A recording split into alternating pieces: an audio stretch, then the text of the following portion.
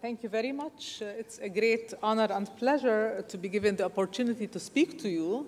So thank you all for coming, and of course, special thanks to the Science, Philosophy, and Religion Foundation for their kindness, for their heartwarming kindness, actually, and hospitality. I'm going to speak about, as you can see, Quranic metaethics and the necessary conditions of moral judgment. So it is more about ethics and morality, not really about metaethics or existence of God.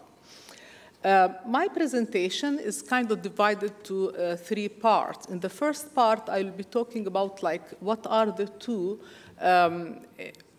main metaethical theories in the Islamic tradition. That is important because then I will argue that the metaethics of the Quran, or the teachings, the general ethos of the Quran, supports one of them rather than the other. And I will finish by arguing that in the Islamic tradition, we can build upon some works of the scholars who were engaged in kalam in order to argue for an objective morality which is not moral realism and is not divine command theory. So I will be arguing for the possibility of objective morality without realism and without commands. So let me start, and I will mainly be reading. You can only see the title here.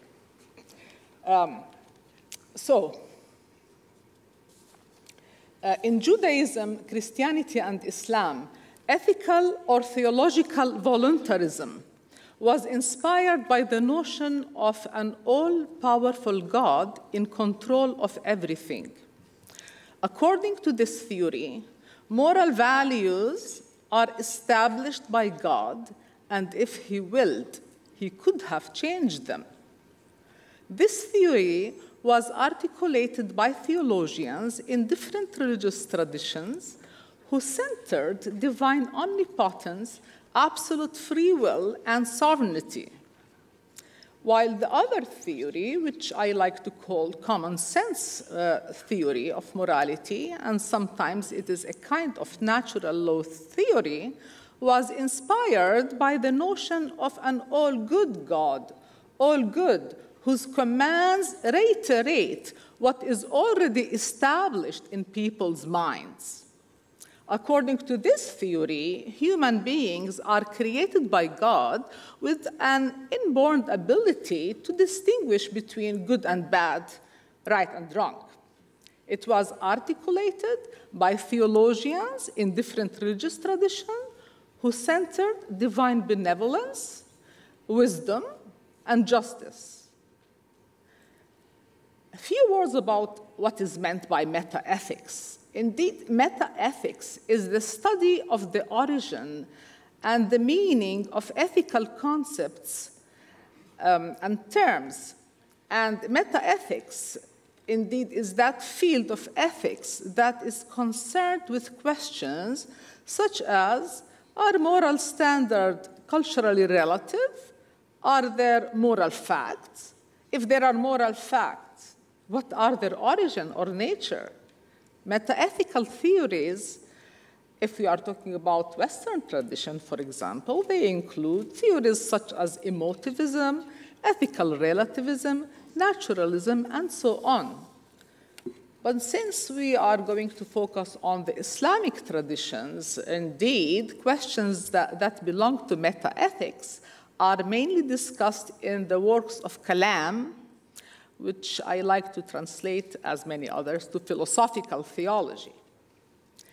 The earliest practitioners of kalam articulated theories that were closer to common sense morality or a kind of natural law theory. Those are usually considered to belong to the Mu'tazilite school of philosophical theology in Islam. The late practitioners of kalam, or the later ones who came after 11th, 12th century, articulated theories that are closer to ethical voluntarism, or what is also known as divine command theories. They identify with the Ash'arite school of Kalam, which prevails in Sunni Islam. However, it is worth mentioning that Sunni Muslim scholars from across the Hanafi, Maliki, Shafi'i, and Hanbali schools of law upheld a common sense meta-ethics, as mentioned by the famous Ibn Taymiyyah, among others. The ontological status of moral values and the epistemic basis of morality were discussed in the history of Arab Islamic thought under the heading of the issue of good and evil. In Arabic, مسألة الحسن والقبح. The question, as formulated by early scholars, was whether al-shara', which can be translated to divine law, establishes or merely indicates morality. In Arabic, al-shara' muthabbat am mubayyan. Of course, there is no clear Quranic answer that would support any of the rival positions traditionally adopted by the Mu'tazila and the Ash'ariyah. However, the Quranic ethos, as I will show, clearly supports the objective basis of morality, which is like the common sense theory. In support of the objective status of moral values in the Quran, it is important to notice that the Quran used pre-existing language in revealing the divine message. It used the particular concepts with their specific meanings and connotations. It addressed many ethical terms to pagans, such as adl, justice, dhulm, transgression, khair, goodness, shar, evil. Therefore, it used ethical terms in a way that people could understand. If good and evil deeds mentioned in verse such as Quran 1690, surely Allah enjoins the doing of justice and the doing of good to others, and the giving of kindred, and He forbids indecency and evil and rebellion. He admonishes you that you may be mindful. If this verse meant only obedience to commands, the whole sentence would be pointless and have no meaning. Among the most common terms in the Quran used for virtuous acts is al-ma'ruf. Literally, ma'ruf means what is known, the known. And although this term appears 32 times in the Quran, the commentators did not feel a need to explain it because it is taken for granted. Well, it is worth noting that the implication of the word ma'ruf as an ethical term is that the right thing is known to us.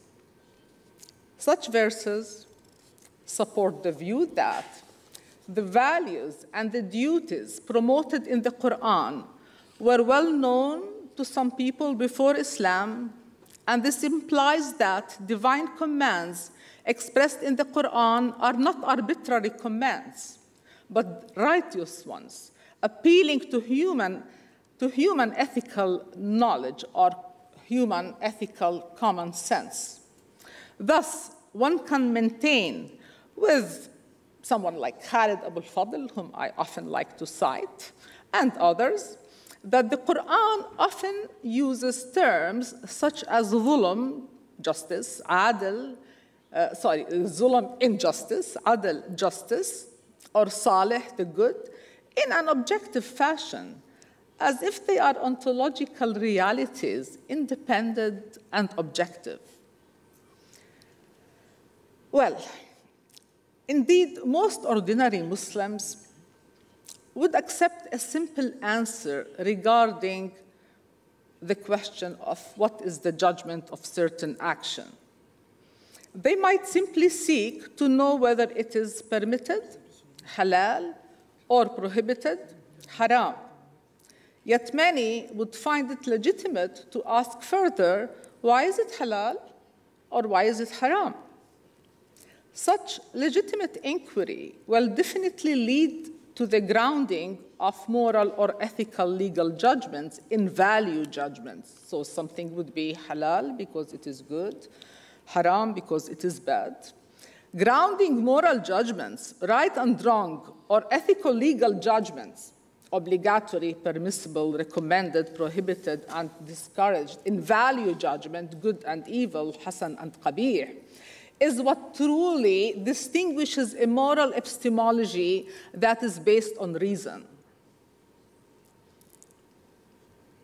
Therefore, an action or behavior would be considered wrong and prohibited because it is evil, not evil because it is prohibited.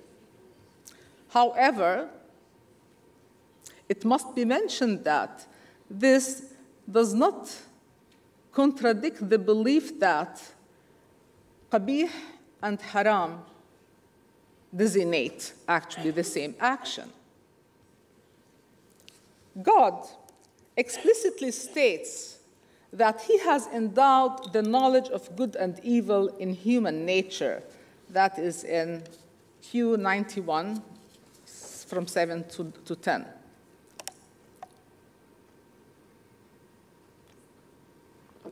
Sorry. He says in the Quran, and the soul and him who made it perfect. Then he inspired it to understand what is right and wrong. ألهمها فجورها وتقواها. He will indeed be successful who purifies it, and he will indeed fail who corrupts it. Here, the knowledge of good and evil is one of the capabilities created in us by God. God has therefore mentioned his knowledge, or this knowledge, as his special bounty to human beings. Another verse, Q90 from 8 to 10, says, have we not given him 2 eyes and a tongue and 2 lips, and pointed out to him the 2 conspicuous ways, وَهَدَيْنَاهُ النَّجْدَيْنِ? This verse indicates that the ability to distinguish between good and evil is also a blessing from God. Ibn Kathir, a Quranic commentator, in his tafsir, says that it has been reported that the 2 ways, al-najdain, actually mean the good and the evil. This indicates that he guided everyone, believers and unbelievers, because hadaynahu al-najdain, it is hadayna al-insan, the human being, not only the Muslims or only the believers. Good nature and divine inspiration have been described in the Quran as light upon light, nurun ala nur. Hence, divine revelation is not light over darkness, but light upon light.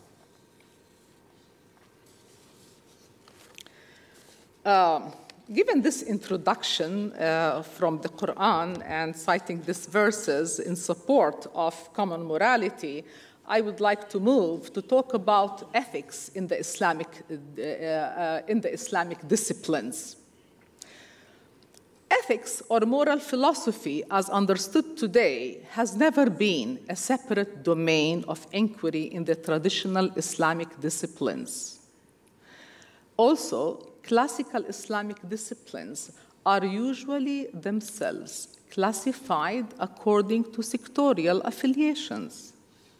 But, needless to say, ethics and ethical reasoning transcend sectorial affiliations and polemics found in many works of kalam or philosophical theology written in the pre-modern and even in the modern era. Different issues related to ethics as a discourse with distinct questions have been discussed under different genres of Islamic disciplines including kalam, philosophical theology, fiqh and usul al-fiqh, law and jurisprudence, tasawwuf, Islamic mysticism, and falsafa, philosophy in the Greek tradition. An engagement with questions of ethics require, I believe, developing theories that connect and build on the ethical views and theories found in different genres of Islamic disciplines just mentioned.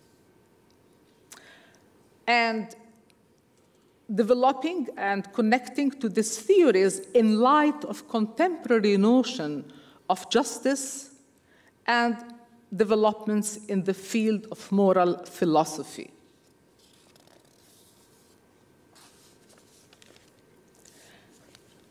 You have 5 minutes more. Okay, thank you.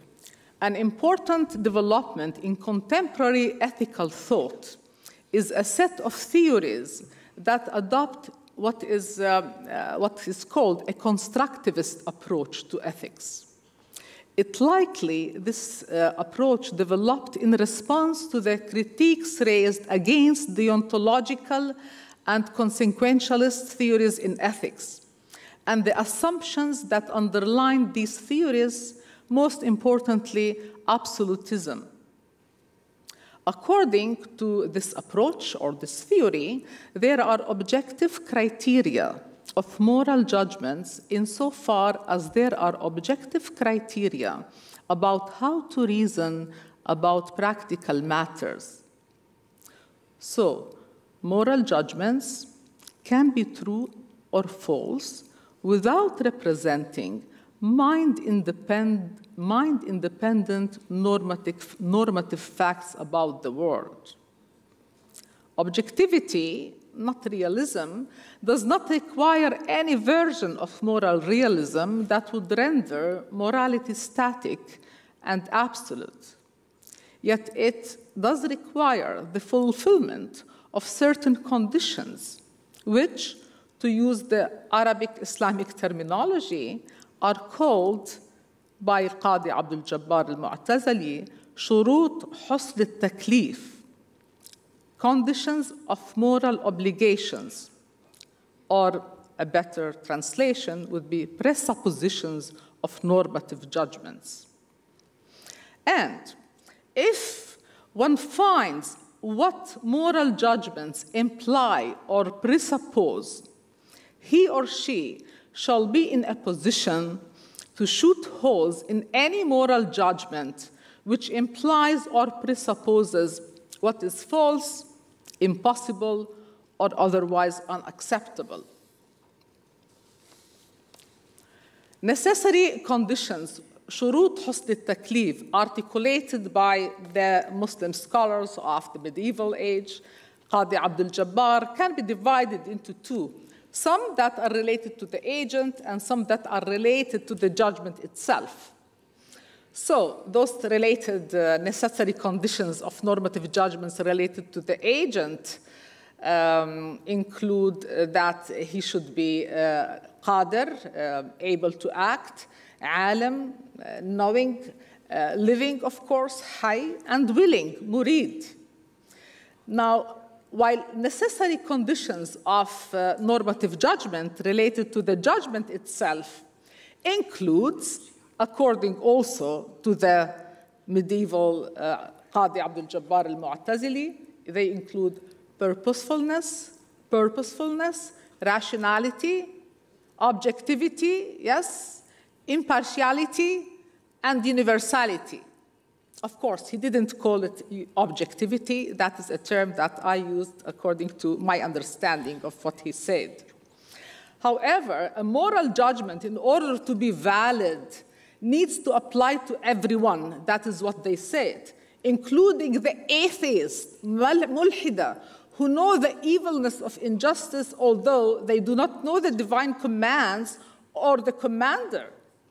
Also, to be a rational obligation, taklif aqli, any obligation must conform to the rules of practical reason as developed, I argue, by contemporary philosophers.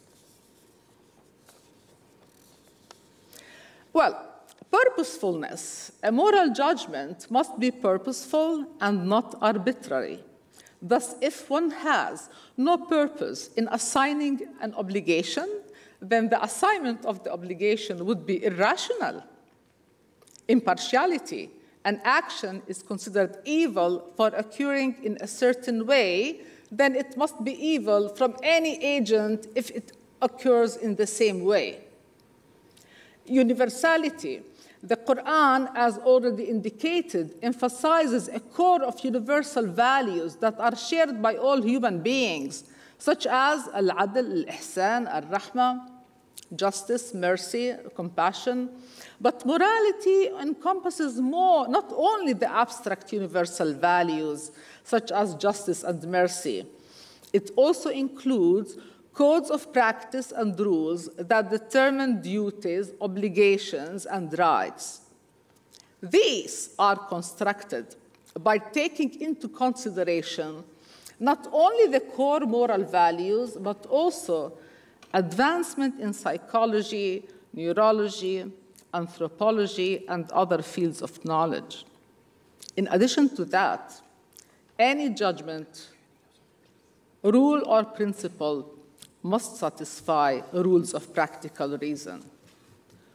Rules of practical reason, to summarize very quickly, distinguish the ethical discourse from any other type of discourse.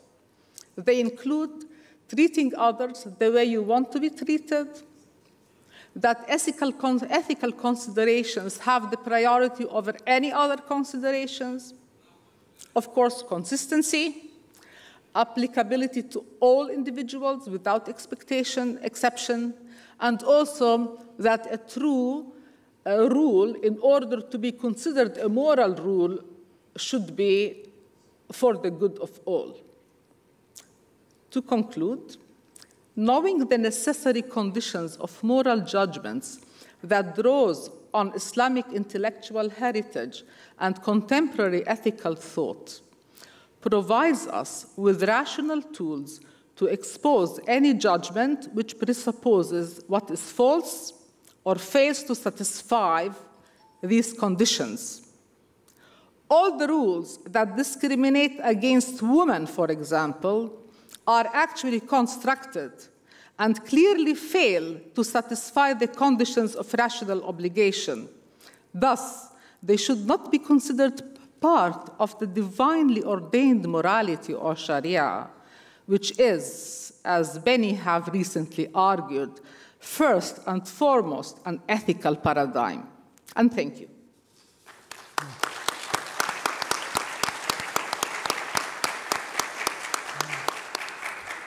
Doktor Mariam Attar hocaya güzel sunumlarından dolayı çok teşekkür ediyoruz. Thank you very much, Doktor Mariam. Şimdi soru cevap faslına geçeceğiz inşallah. Hocamızın sunumu ahlakın temellerinin kritik bir incelemesi hakkındaydı. Kendisi İslam düşüncesinde bu konuda çok zengin kelam geleneği de dahil olmak üzere yaklaşımların olduğunu açıkladı sunumunda. Konuyla ilgili sorular varsa alabiliriz. Evet, buyurun.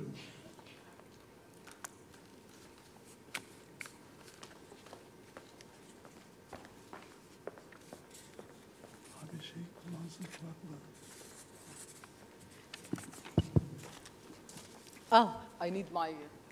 Hello. Firstly, thank you for your presentation. I will have two questions. The first is I am curious about how you see the Quran's morality understanding in means of grounding it. Does it see, are we able to ground morality only by God, or is there other ways than to form our moral understanding, like using our reason? This is my first question. What is the Quran's moral aspect on that? The second is, can we construct a moral hierarchy by using how Quran conveys the moral messages in means of starting from the more important moral principles and going from like the lower levels. So, thank you. Thank you very much for your question, but I can't see you, so can you raise? Okay, thank you. So for the first question, which talks about moral foundations and what the Quran sees as the moral foundation, actually, you know, like the Quran is not a book in philosophy, so it inspires us and guides us, and definitely if we want to develop Islamic ethics or a moral theory that is Islamic, we should take into consideration the moral teachings of the Quran. But I think that the moral terms that I mentioned that we can find in the Quran and some general moral principles, they are not invented. They are not only established, or people did not learn them when they were first revealed. Could you please speak to the microphone? Those moral principles and values that are mentioned in the Quran and certain things that are commanded in the Quran, the Quran assumes humans' knowledge of those. Humans' understanding of what is ihsan, what is adl, what is birr, what is taqwa. So I think that the foundations of morality, if we are trying maybe to establish a kind of Islamic ethical theories, we might try to ground morality in the universal common sense understanding of humans, because this common sense understanding of morality is also embedded in human beings who are created in God. But there are people who are trying also to ground morality in divine names, in the beautiful names of God, or simply in the Quranic ethical terms. So there are possibilities, of course, for different ethical theories, different Islamic ethical theories to be developed. But as I understood, you said the Quran expects us to have an understanding first. So it just doesn't... Yeah, I believe, and like many others, that of course the Quran assumes that you have reason. Yeah. It assumes that you understand because it is revealed in a pre-existing language, and the assumption is that people understand what is said in the Quran. So if it says يَأْمُرُ بِالْعَدْلِ وَالْإِحْسَانِ, if that simply means he commands whatever he commands, then this is something that we cannot make sense of. When you talked about moral hierarchy, I know that there are some very serious scholars of the Quran who are arguing and trying to come up with this moral hierarchy. Some argue that taqwa comes first, some argue that birr comes first, some would say maybe salah. So I have no preference of that, because moral values, they are all, I think, in the same level. And we apply them according to the context, according to the situation. That answers the question? Well, the reason I was asking the second question is because according to our moral understanding, it shapes our personal lives and it shapes a society. So I believe there should be a hierarchy, and I just wondered how the Quran's moral approach is to it, or does it like emphasize certain things more? As it like should be the primary moral understanding, or certain things secondary. So I was just trying to understand. Okay, I understand. So you're talking now like what should come first, like the personal morality or the social morality? Is it more about social justice, or is it personal piety? Yeah. Well, definitely the Quran deals with both aspects of human life. Of course, personal morality is very important, and also social justice is important. But you know, I think that like in the present time, there are many preachers and many people who focus on personal morality. I have the feeling that we need scholars who elaborate ethical theories that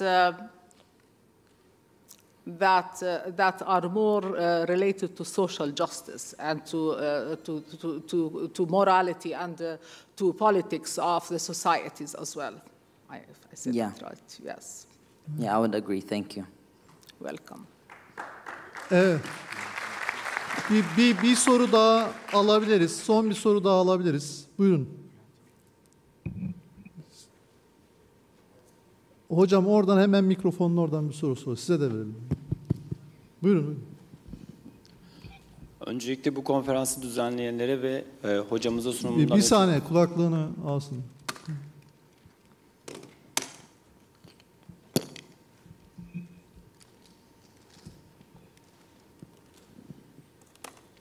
Evet, buyurun. Öncelikle bu konferansı düzenleyenlere ve hocamıza sunumundan ötürü teşekkür ederim. Ben metaetik açısından ve İslam dini açısından kürtaj olgusuna nasıl baktığını, nasıl değerlendirdiğini merak ediyorum. Richard'ın bu konuda bir makalesini okumuştum ama kendisinin de kürtaj olgusuna ve metaetik çerçevesinde, İslam dini çerçevesinde nasıl baktığını merak ediyorum. Siz nasıl yorumlarsınız?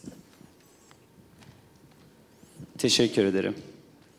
Thank you very much for the question, actually, which does not really relate to the topic of this presentation, because when we talk about abortion, this is part of practical ethics. So it is, my presentation was about meta-ethics, which is kind of to be distinguished from normative ethics and practical ethics. And when it comes to the question of abortion, this is a very difficult question, and many scholars throughout the history have dealt with this. Some people would, as far as I know, some people would allow abortion at a certain stage before the soul is formed in the body. But like when the soul is formed in the body, that is a disagreement between the scholars, and definitely that the modern science has to be taken into consideration when deciding when the human being is actually formed in the womb. But as I told you, I am not very much into that. Maybe there are many books that are written on this issue actually, which comes under bioethics.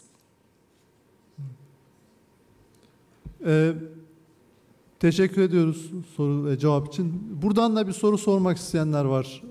Mikrofonu getirebilirsiniz. Ön tarafta.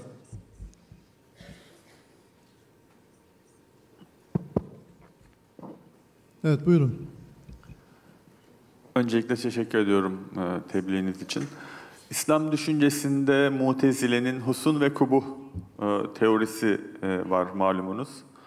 Acaba husun ve kubuh, yani İslam düşüncesinde, geleneksel İslam düşüncesinde diğer kelam ekollerinin de, Mutezile'nin de savunduğu meta ahlak teorileri bugünkü tartışmalarda acaba güncellenebilir mi?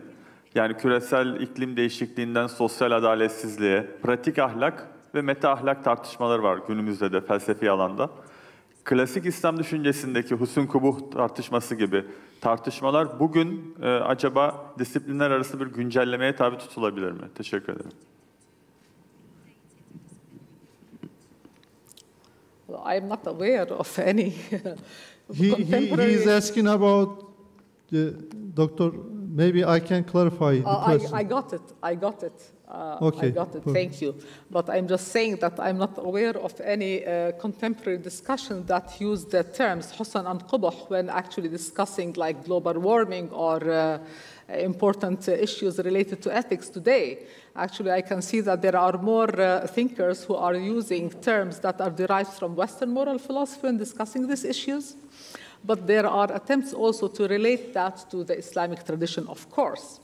And they can be updated. Of course, they should be updated. And I argued in my article that we need to come up with theories, whether in meta-ethics, normative ethics, or even practical ethics, of course, that are based in our own tradition. But that doesn't mean not taking into account developments that are happening elsewhere in the world, in the field of moral philosophy, or of course in science as well. Yes, thank you.